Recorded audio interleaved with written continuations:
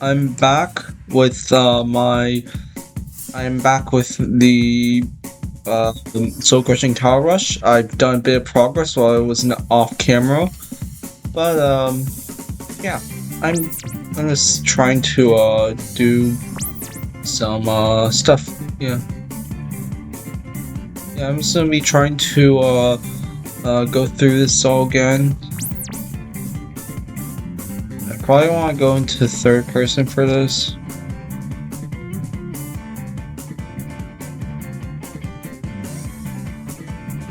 Wow, this is pretty tight, not gonna lie.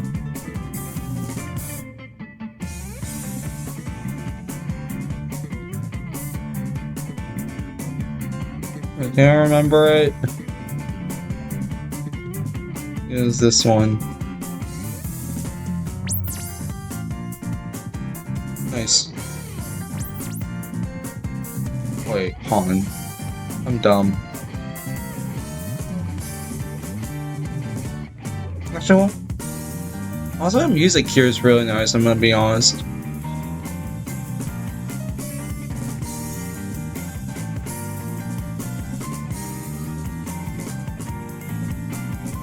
Alright, also I could be mid-air checkpointing a bit more.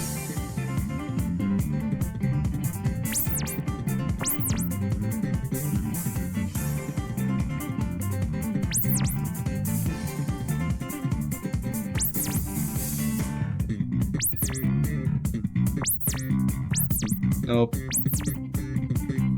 Let's see this one.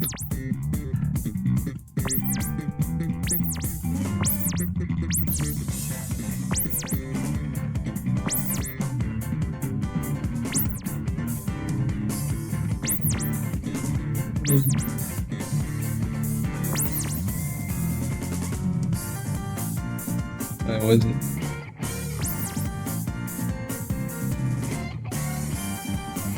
I didn't reset the clone objects.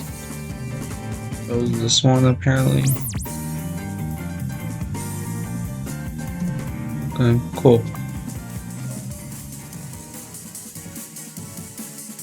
You know what, bro? Oh, okay, here. Also, this frame is still at 100 something million or something. 100 million, 100 M. So yeah, that's a pretty cool frame. Yeah.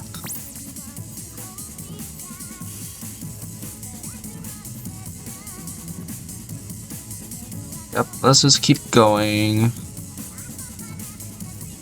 It's currently 8:48 where I am. I don't know what it will be by the time I post this. But it'll probably be very soon of that, not like I edit my videos. Because I'm, to be honest, I don't really know how to edit my videos.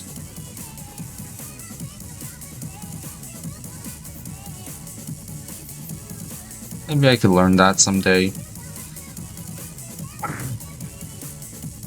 Maybe when I get actual equipment. Alright, hold on. Alright, in my actual gaming position, for at least for obbying, where I literally put my mouse pad on the computer so I can access the spacebar a little easier. Call it scuffed. But, it is what it is. Carried music through a bunch.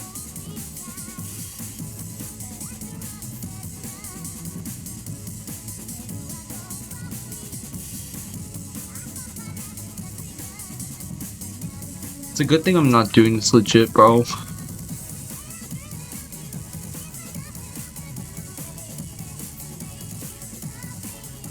Oh, where am I supposed to go? Oh, that's where I'm supposed to go. Oh. Whoa. What is this? Wait, am I supposed to go somewhere? Oh, wait. Oh, I see it.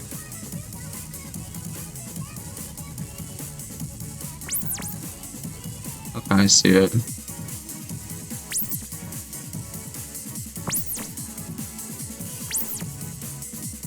Okay. We're doing this.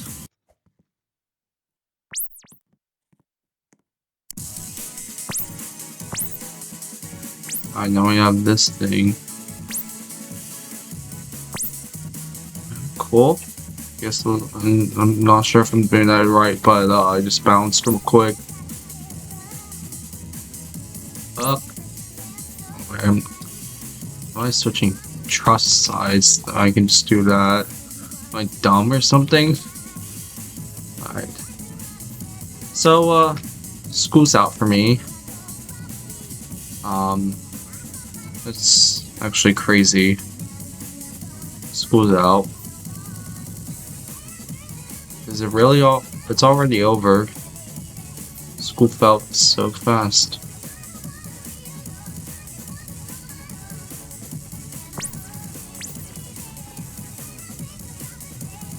I don't know what else to say about it.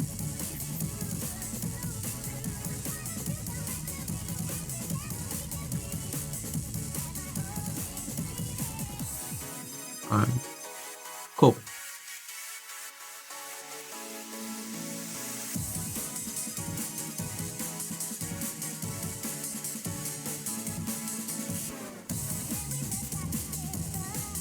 Oh, this is a wall hop. I'm dumb. What's this? I don't get that. I'm supposed to jump from here? Oh, wait. Alright. Oh, I don't. I don't know.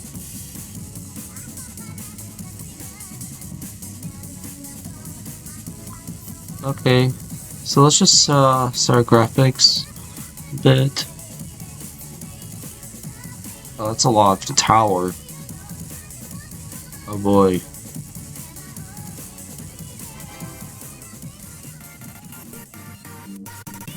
Oh, no.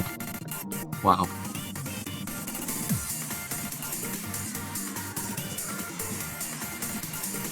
What is this? Oh. Okay, that makes sense. Okay, so this is a client object area, I guess. But I'm saying it's like there hasn't been client objects everywhere. Well, actually, it is the first time I've seen some of these things.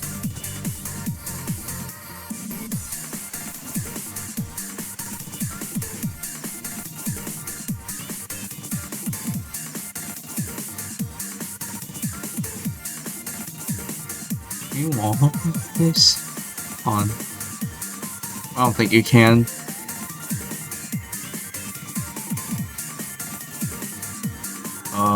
Now what? Oh, I see. Okay. Alright, so there's a large walk. Or...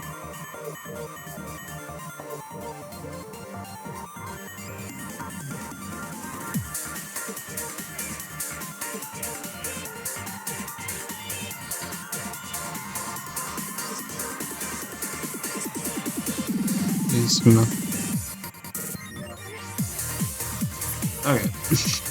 So, okay, yeah, I have to talk more else. This is gonna be really boring. To complete his challenge. Who is this guy, bro? Who is he? Oh, I fail. No? Okay. What do I do here? Okay. Oh, okay, that makes sense. I'm gonna be honest, I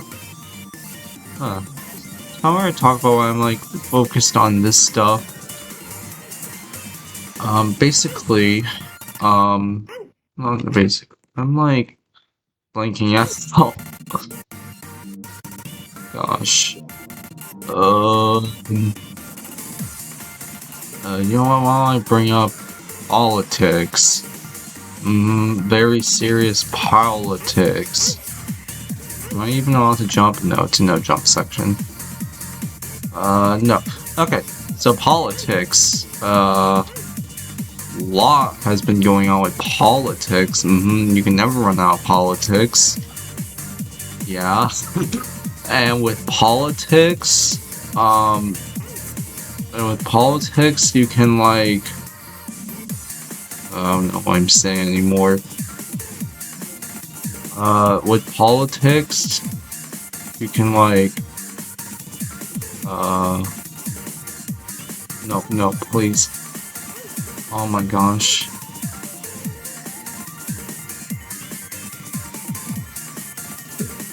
Okay, that's how I gonna say so. Okay, so politics, people think about things. So I actually got this game recently called Plague Inc. And one of the funny messages I got was popularist politician.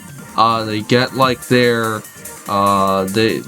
they overwhelmingly win the vote by just telling people what they want to hear. Yeah.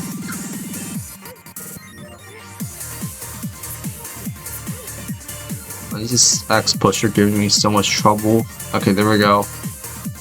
I'm just dumb, for real. Okay, 2.25 pop. Actually, I should be like one of those, stupid, like, oh yeah, actually, be his sit up. No. No. I distinctly remember the floor 21, bro. Oh no, it's purest.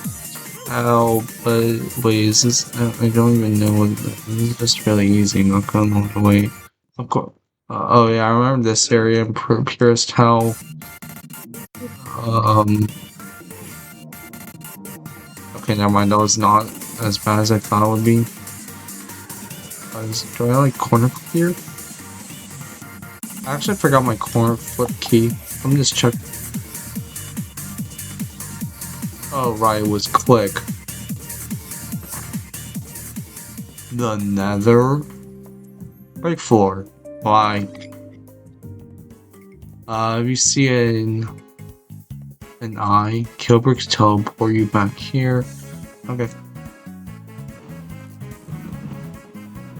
Before you jump. Oh, that's why. Oh, that's cool.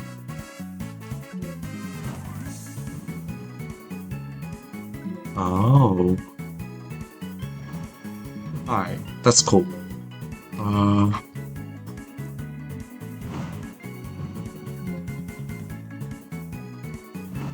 I see it. Oh, right. Earlier I was talking about politics. I don't know what to say about politics. I'm actually I can't talk to you all about the economy. I actually talked to you all a little bit about economy. So, economy. There is like I can talk to you all about the laws of supply and demand. I think. Bug. Okay, cool. So I can talk to you all a bit about the laws of supply and demand. Okay, so supply is basically how much a business is going to have, and let's see, demand is how much people want. Okay, there are actually two requirements for demand: how much people can buy and how much people want to buy. So first of all, let's say you really love strawberry donuts, but each donut costs $10, and each donut costs like $10. Okay, cool. But you also only have $10. I don't know why they charging $10 for a donut, but price gouging by big CEOs. That's what it is. Anyways, it was like, so with demand, you need to be able. Let's say you want to, you might want 10 donuts, but the thing is you can only afford one. So with that, with the fact that you can only afford one donut, your demand is technically one donut, because it's not like you can buy any more than one donut, even though you want 10 donuts, because like me, you're a fatty. Well, not a fatty, but like you're a big back, if that's what they're saying nowadays. Anyways, so with demand, And then with supply, there is a there are a couple things with business. So you've probably seen a supply and demand chart. As demand as the so there are a couple factors that are in play when you look at a supply and demand chart. First is obviously the price. You're not going to be the price is basically it. Well, I mean, when's the last time you've heard of economics without prices? I mean, there's communism, but human labor is still a price. Anyways, what was I talking about? So with demand, with supply, there is a. Why am I blinking out on stuff like this? I'm talking about econ class. The lower the prices, the higher the demand is. That's like pretty basic stuff. But there's also the supply. The lower the prices, the lower supply is. Think about it from a business perspective, where let's say you're a business, you want to make money. This thing, it actually doesn't make you a lot of profit for you sell something. So your supply for this pretty cheap thing is going to be a little lower because you're not actually going to be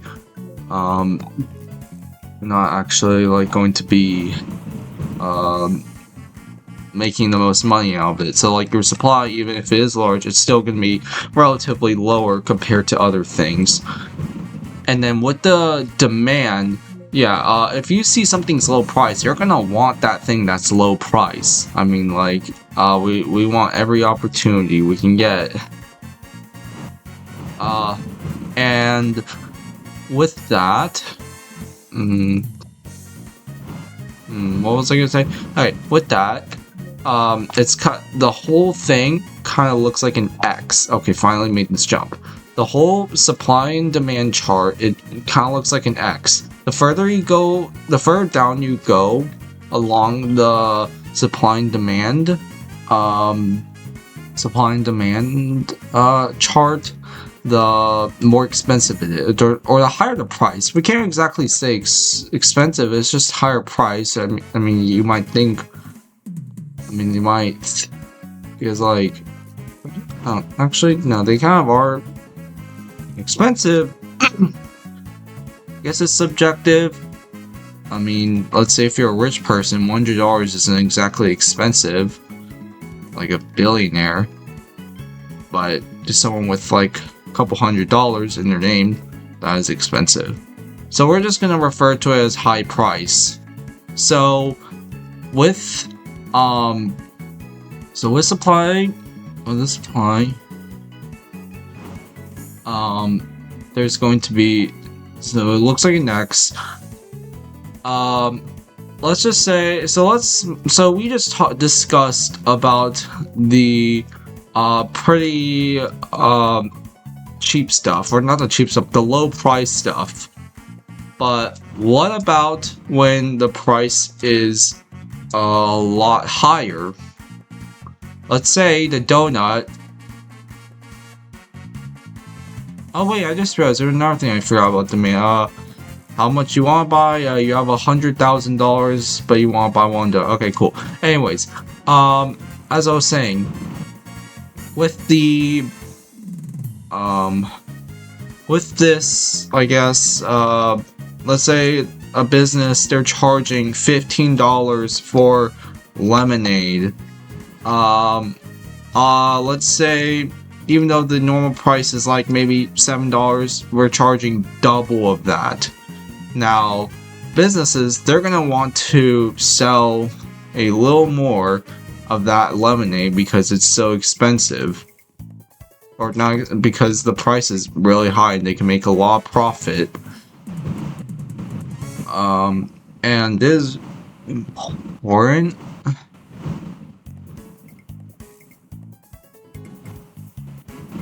My gosh, what am I missing here? Oh, I can jump. Okay. And you're gonna want to supply a little more because, well, why wouldn't we? Because why wouldn't we? The price is gonna be pretty high, and the price is gonna be high, and oh god, the price is gonna be high, and you're gonna get a lot of money if you sell out. However, with that, since it's a lot more, I guess, expensive to consumer, costs more to consumer, they're not gonna want to buy as much. They're actually the demand is now lower than it would be. Now, there is this important thing in economy and business, where what we call the equilibrium point, a point where both supply meets demand. Now, it's not going to be point blank obvious, probably in an actual graph, but when you, let's say, when you do take an econ class, it is going to be very obvious.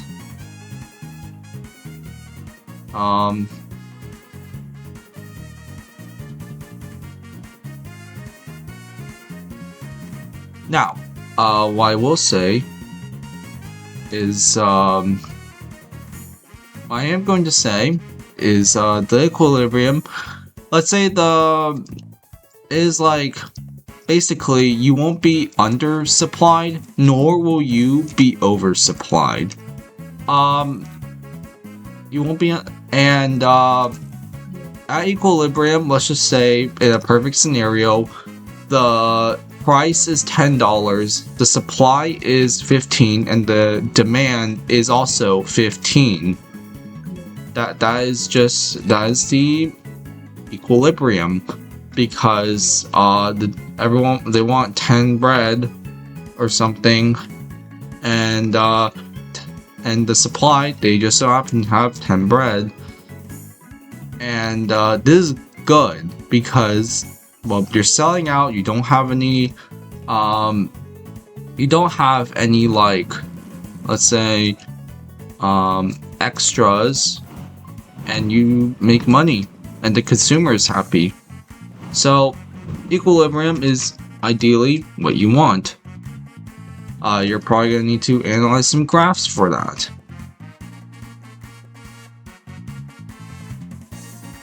So, now that we have discussed equilibrium, there's another thing we need to discuss. Cost of production. I hope you like loops.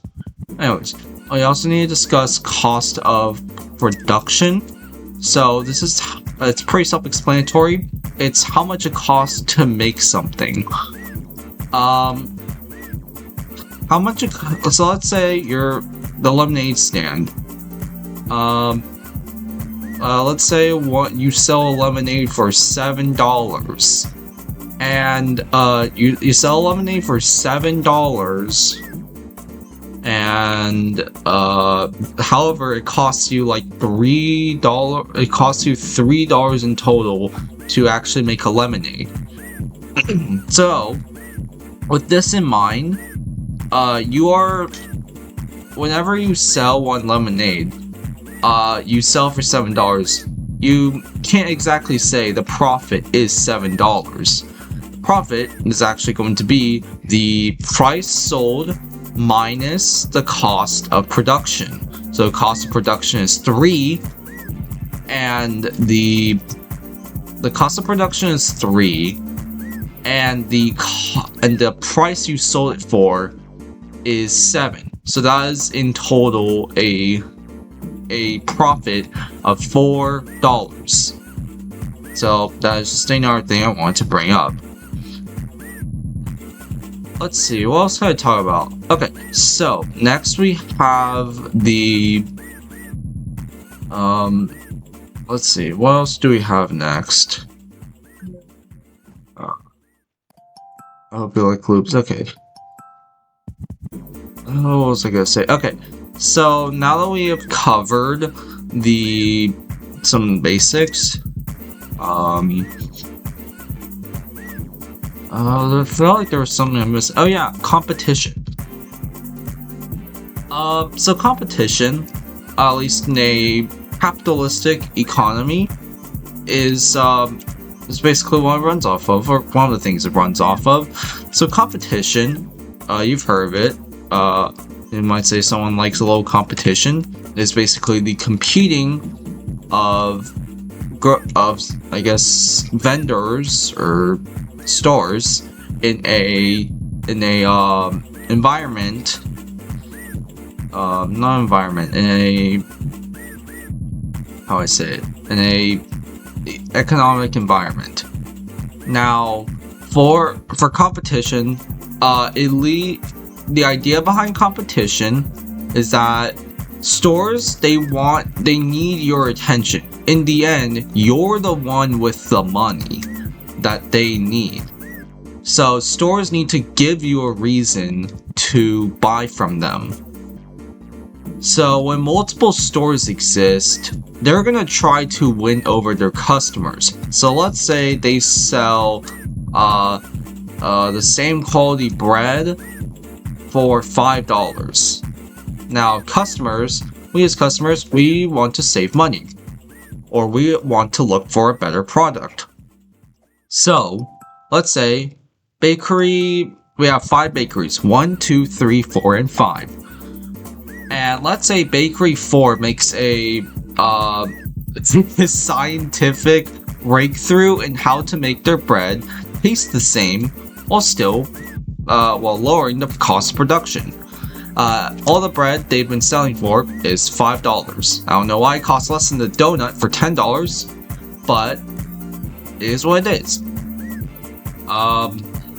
Now, what that means is, let's say their new cost of bread is their new cost of production is $2. And since instead of like the typical $3 per bread. Now, bakery 4, oh my gosh, I already forgot. Bakery 4, they made the new bread, and they decide, you know what, since this costs less to make, I can also sell it for less and still make the same profit. Now, Bakery 4 selling the same quality bread for a cheaper price, compared to the others for a lower price. Customers they are more. Remember the supply and demand chart that I was talking to you about, where when price is lower, consumers get more. Consumers, they are going to want, the demand goes higher. Well, that's basically exactly what is going on here. All the bakeries, they sell the same bread for $5, except for Bakery 4. Bakery 4, they're going to give a, how I say it, they're gonna sell their bread for $4, $1 less.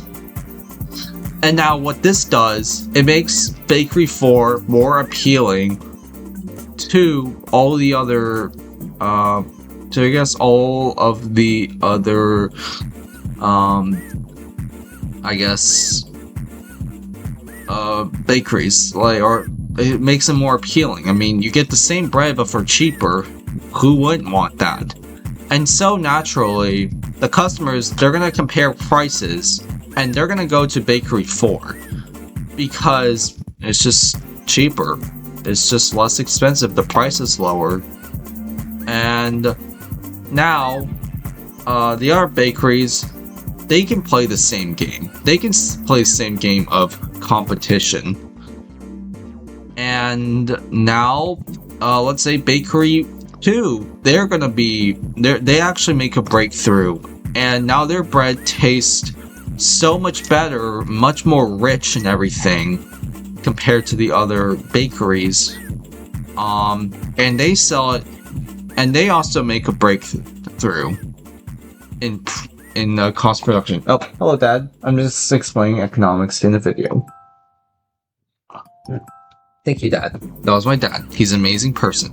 Anyways, as I was saying, let's say Bakery 2 makes some insane scientific breakthrough, and they are now able to produce high quality bread and sell it for $4. And now the consumers, they decide to try some of the bread that Bakery 2 is making, and it tastes amazing. And since it's only $4, okay, you know what? Sure, we'll move to Bakery 2, says the consumer. And now they all go to let's say they all go to like Bakery 2. Yeah, that sounds good. So that is the basic idea of competition. And competition, it creates more for it gets consumers better prices for lower prices for higher quality products.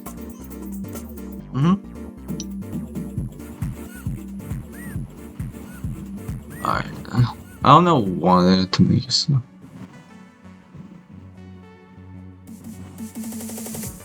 Oh, this is no jump. How did I miss that? Okay, so, there's actually this, idea in Adam Smith's, Wealth of the Nations, called laissez-faire, let it be. And that the economy will naturally balance itself out if you don't regulate it. It'll balance itself out to basically be good or something. Like, it'll just eventually balance itself out if you just don't do anything with it.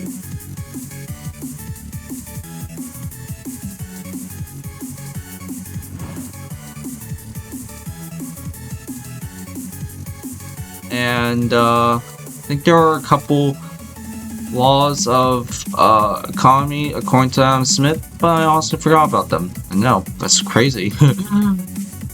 No. What is this?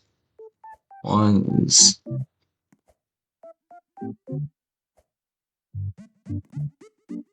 I will hop this? Oh yeah, I can.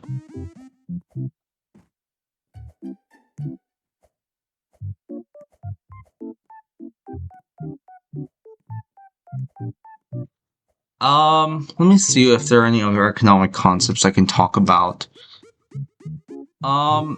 Next thing I can talk to you all about. Why don't we talk a little bit about interest? Actually, I can talk to you about how interest works in the American economy. Or at least, anyway, I'm hoping, I'm not hoping, I wonder if I am geographically illiterate, but I'm sure it works similar to this way around the world. So, basically, interest. This is the price of using someone else's money. And basically, interest, the interest, yeah, it's the price of using someone else's money. Let's just say, I don't know. What am I for? Am I supposed to go this way? No. Wait, I can just do that. What?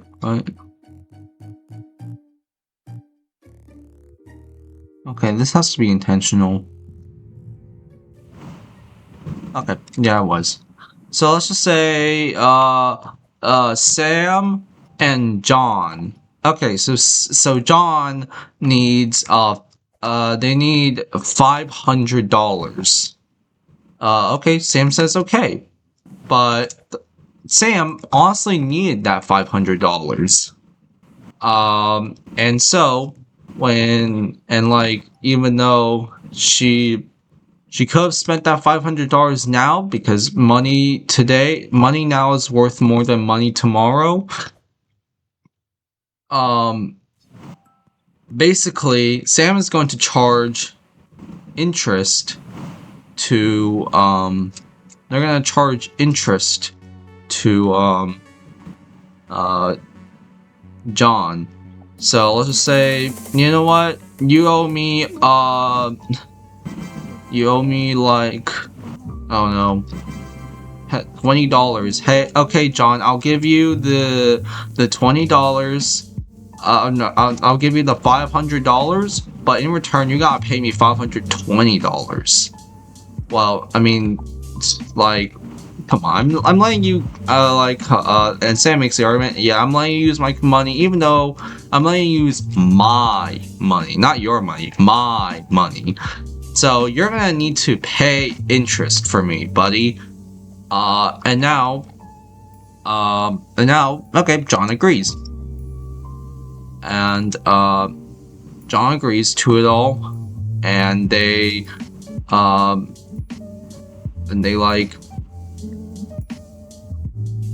and basically, how it says, so yeah, John uses the $500, and then,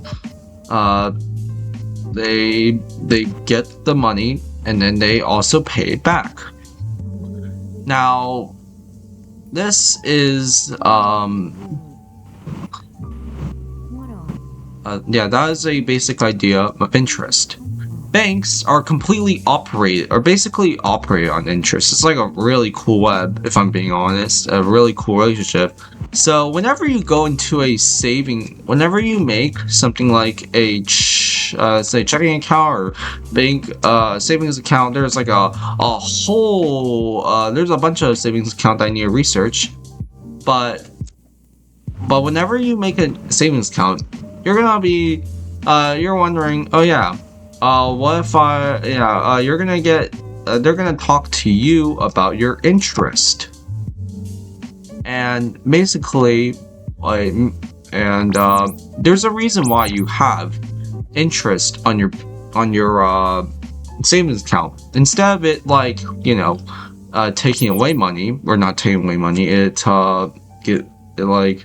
There's more money that you need to pay, like, I don't know, borrowing. Saving interest is actually good for whoever's saving, because they're going to be actually getting money. So let's say you deposit $1,000 into a savings account with 1% interest. This $1,000 in, let's say, 1% interest, annual interest, is going to become $1,010. Why? Well, interest is the cost of using someone else's money, and the bank actually uses your money in these savings accounts. And what they do is they'll use the money from your savings account, or whatever account you have, and what they're going to do is they're going to actually lend it out to other people. So the bank, they get money from you, and then they lend it out to other people. Then they charge the lender, or then they charge the borrower interest. And after that,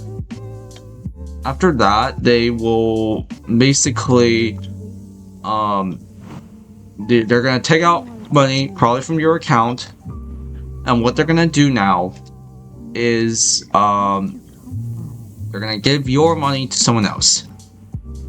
And since the bank is using your money, they have to pay you interest. You see where I'm going with this? So that is, and now the bank has basically this self-sustaining cycle of borrowing and lending, and that's how it makes money. Now this probably isn't very foreign to a lot of people.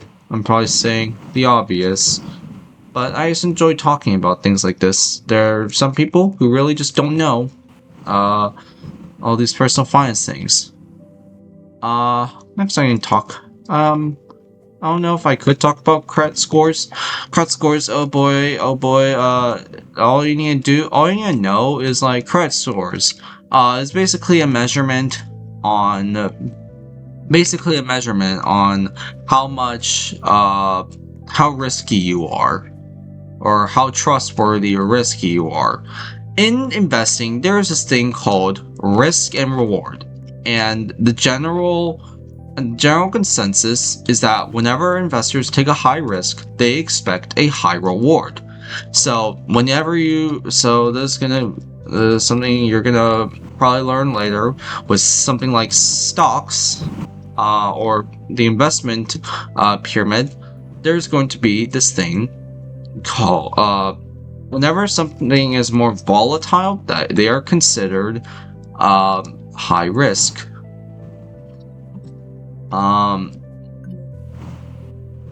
Let's see.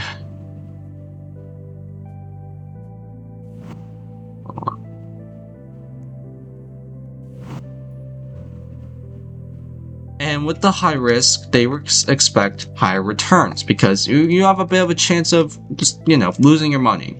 But, in return, you should expect that you get more money if it be successful. So, I guess what you could do. So with the credit score, ideally you want to have a high credit score if no one's told you that before. If you do, yeah, you're gonna want a high credit score. Also, I have like literally no idea where to go, bro.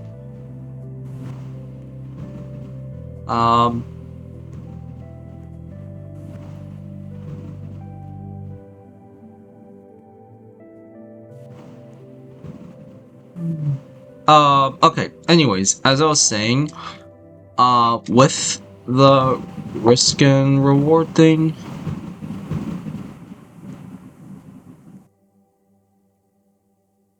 as I was saying, the risk and reward, okay, I remember what it was. So, with the risk and reward, lenders, they're gonna be looking at your credit score because, like, your credit score is going to determine your interest rate. And what happens with that is, how am I losing my train of thought?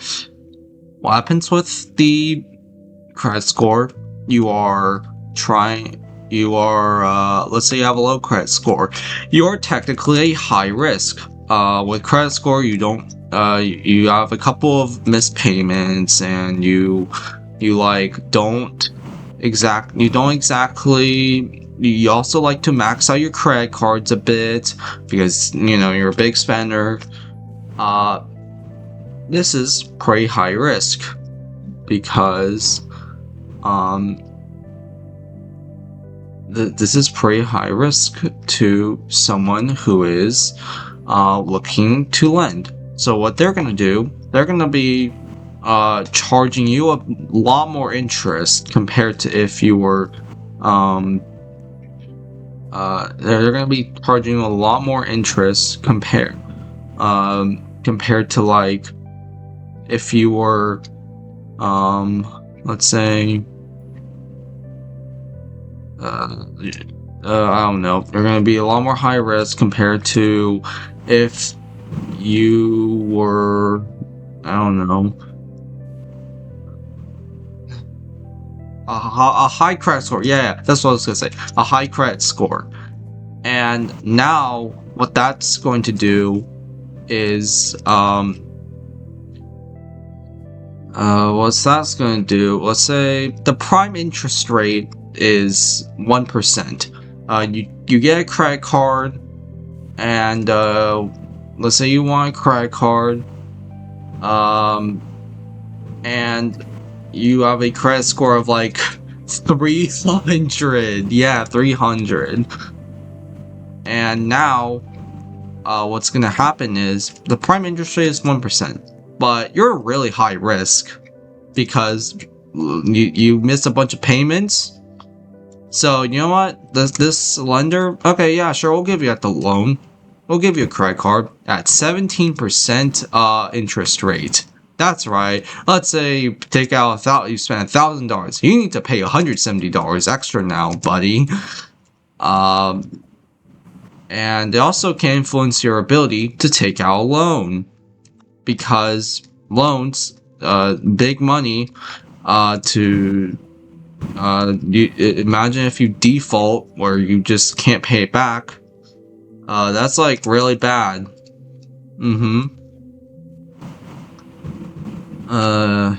So you're gonna really care about your credit score when you get a credit card. If some of y'all are not a little underage, if some of you all, you're gonna learn a lot about that in a personal finance and econ course. Okay, genuinely, where am I supposed to go for this? Like, oh well. I wonder if there's anything else. Yeah, missed payments can stay on your record for like 7 years. There are a couple of credit card companies, like I think it was like Equifax or something, and I forgot. And oh yeah, another thing that makes up your credit card thing. Ironically, you actually don't want to use much of your credit card. You actually want to use like, yeah, you usually want to use like, let's say, what is it? You actually want to use less of your credit card. So if you have a limit of $50,000, you're actually gonna want to spend, well, I think there was like credit utilization rate. You're gonna want to spend like 7.3%. You want to spend less, because when you spend less, I guess you make smaller loans. And what happens with that is, when you make these smaller loans, you're just a lot more trustworthy or something, according to the investors. Oh, that's where I was supposed to go. Oh, I'm not making it, bro.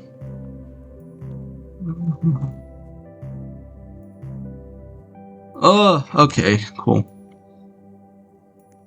So I think that's a lot of economics. I'm clearly losing my train of thought here. Not good, to be honest. I'm like, I think it's because I'm multitasking, doing an obby and I'm multitasking an obby and multitasking giving an economics lesson.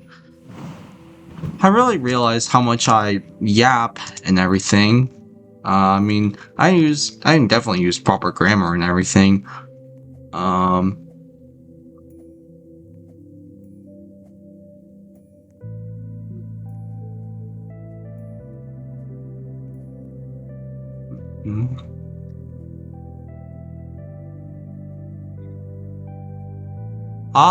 Okay then.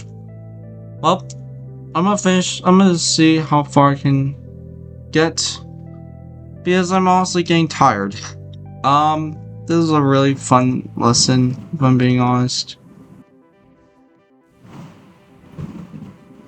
Oh, I really like how they add the no speed thing, because like, it'd be really cool. And wait, what's this? Recovery obby. What if we fall here? Boom, boom, boom.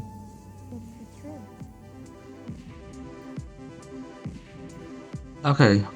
Alright, so we go around here. Oh, okay, that's cool.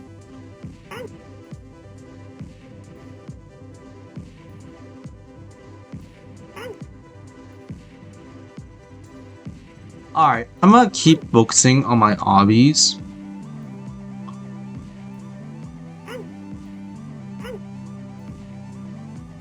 Hey, please. Okay, no, I have to.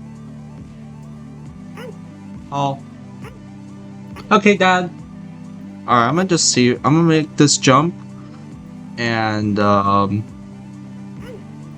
dude, what is it with this jump, bro? Alright, I think. Do I have downward momentum or something?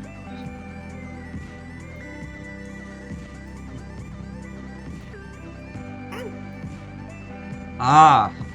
Gotta set a checkpoint. Always set your checkpoint, kids. Um. And. Okay.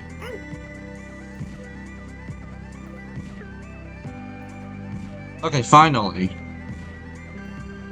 Okay. What the heck is this, bro?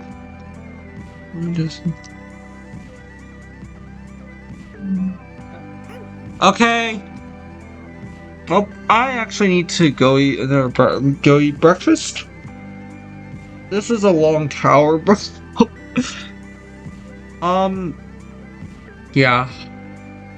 It's been nice talking with you all about economics. But I think that's gonna wrap up today's video, or at least for now. This morning's video. I'm the CyberKit. And it's been nice. Thank you all for watching. Bye bye.